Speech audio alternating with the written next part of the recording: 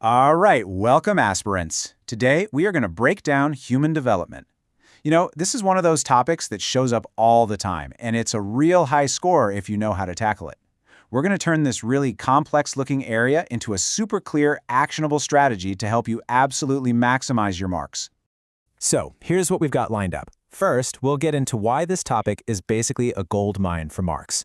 Then, we'll dive into the big debates and the theories you just have to know. After that, we'll see how they apply across the entire lifespan, and we'll wrap it all up with a foolproof strategy for writing your answers. Okay, let's jump right into our first section. I want to show you exactly why getting a good grip on human development can be a total game changer for your final score.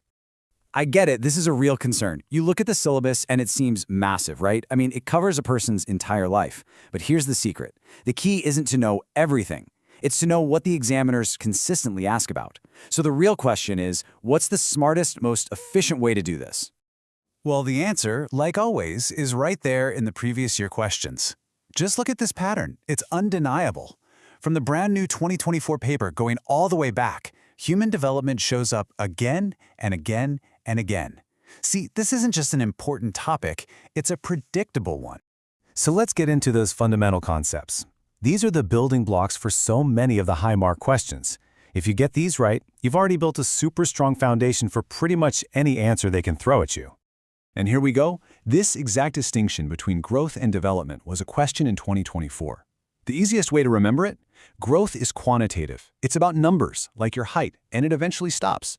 Development, though, that's qualitative. It's about function and change, and it continues your whole life. That's the core idea of the lifespan perspective. Now, this is where it gets really interesting. Look at how UPSC frames this classic debate. This wasn't some little footnote. It was a full-blown 20-marker in 2021. They really want to see if you can grapple with the nuance of it all, how our genes and our environment work together to make us who we are. So for a really high-scoring answer, you have to show both sides of the coin. You've got to talk about genetics, for sure, but then you also need to dive into the massive impact of our environment. But the key, the thing that gets you the top marks, is to conclude with a modern interactionist view. It's not one versus the other. It's a constant dynamic dance between the two. Okay, let's build on that foundation now by looking at the key theorists. And listen, these frameworks aren't just names to memorize for the sake of it. Think of them as essential tools, like a toolkit for structuring your analysis when you're sitting in that exam hall. First up, Piaget. He is an absolute UPSC favorite, popping up as recently as 2023.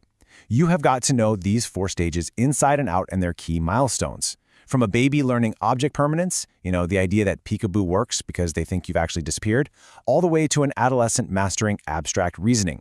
Seriously, this part is non-negotiable. And here's what takes your preparation to the next level. Don't just learn the theory, you have to learn its critiques. This was asked directly in 2015.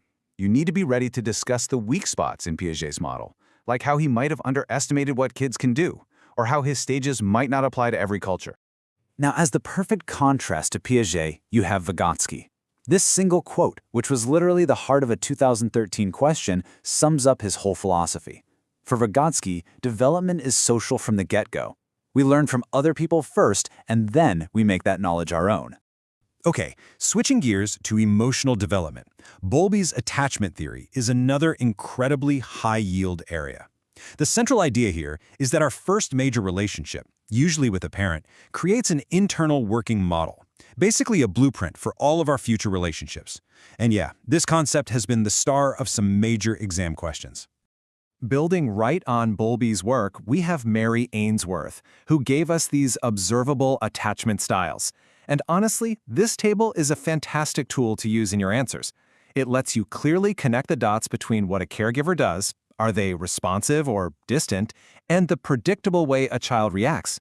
So now let's see how all of this stuff actually comes together in practice. Because the best answers don't just state theories, they apply them to the real-life challenges people face at different stages of life, which is exactly what UPSC loves to ask about. Adolescence is without a doubt a perennial hot topic. Questions here often zero in on that struggle for identity and on the unique ways teenagers think. Like the concept of the imaginary audience, that classic teenage feeling that everyone, and I mean everyone, is watching and judging you. And you really need to pay close attention here, because the recent trend in questions shows a definite shift towards adulthood and aging. Things like the challenges of midlife, which they asked about in 2022, and the reasons for cognitive decline in old age from 2021. These are now top priority areas you need to be ready for. Okay, so we've covered the what to study. Now let's talk about the how. Because the real test, right, is bringing all this knowledge together into a clear, cohesive, high-scoring answer when you're under the pressure of the clock. Here's a simple but incredibly powerful model you can use for almost any question on this topic. Step 1, start with a crisp, clear definition. Step 2, anchor your whole argument in a major theory. Step 3, bring it to life with concrete examples from a specific life stage. And finally, Step 4, always conclude by circling back to that modern lifespan perspective. And really, this is what separates an average answer from a great one. The examiner is not looking for a laundry list of facts. They're looking for analytical depth. They want to see that you can weave all these different threads, the concepts, the theories, the examples, into a compelling story that actually answers the question. So I'll leave you with a final thought, something to really chew on. How would you take these big, global theories we've talked about and apply them to the specific challenges young people face in India today? Thinking about that intersection of theory and context, that's precisely the kind of critical thinking that's going to make your answers stand out.